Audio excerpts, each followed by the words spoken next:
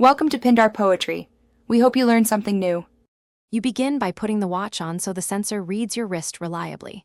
A snug fit prevents dropped heart rate and GPS errors. Tap the workout app and pick outdoor run or indoor run depending on where you are headed. You can set a time, distance, or leave it open to run freely. Once done, wait for the GPS icon to stabilize or for the phone to connect. Then press start. Immediate tracking begins and splits will record automatically. While you run, glance at metrics that matter. Current pace, average pace, heart rate, and cadence for form feedback. Swipe through screens or raise your wrist to check splits and use the lap button to mark intervals. This gives clean segment data for later analysis. If you want music control or to lock the screen while sprinting, do that mid-run. It keeps accidental taps from stopping tracking.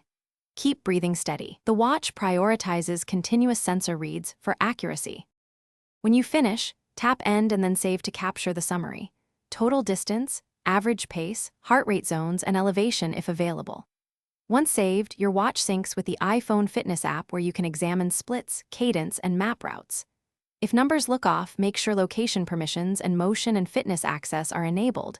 The watch had GPS lock, the wrist fit was correct, and battery wasn't low, resolving those fixes' most common tracking errors. Thanks for watching. Consider subscribing if we helped you.